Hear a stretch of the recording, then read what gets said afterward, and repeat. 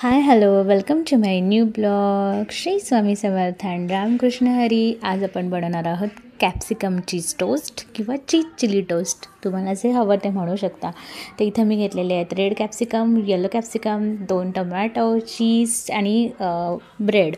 तर हे सगळं कट करून घेणार आहे. ते सगळं चॉपिंग करून झालेलं आहे. एक कढई घेतलेली आहे, त्याच्यामध्ये तेल टाकलेलं आहे आणि जिरं मोहरी टाकून घ्यायची आहे. लगेच टोमॅटो टाकून परतून घ्यायचं आहे. आता इथे धूर झालेला आहे. थोडंसं धूर शांत होऊ द्या, मग आपण बाकीच्या गोष्टी टाकून घेऊयात.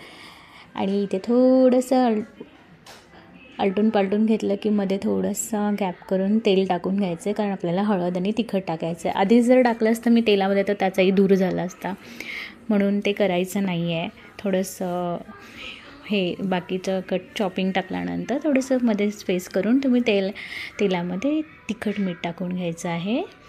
हळद तिखट मीठ टाकून घेतलेलं आहे मी इथं. थोडंसं लाल तिखट टाकायचं, थोडंसं वाफवून घ्यायचं, म्हणजे शिजवून घ्यायचं. इथे बघा कलरही चेंज झालेला नाही, छान असं मऊ झालेलं आहे.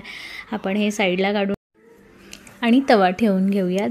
आता आपल्याला ब्रेडला बटर लावून घ्यायचं आहे. छान इथे बटर मी थोडंसं मेल्ट करून मस्त ब्रेडला बटर लावून घेतलेलं आहे. थोडंसं तव्यालाही लावलेलं आहे आणि त्याच्यानंतर मी त्याच्यावरती चीजचे स्लाईस ठेवणार आहे आणि आपण बनवलेली भाजी टाकून घ्यायची आहे. 2 मिनटं चीज मेल्ट होईपर्यंत ते झाकून ठेवायचं आहे. आणि इथे थोडंसं चीज मेल्ट होऊन द्यायचं.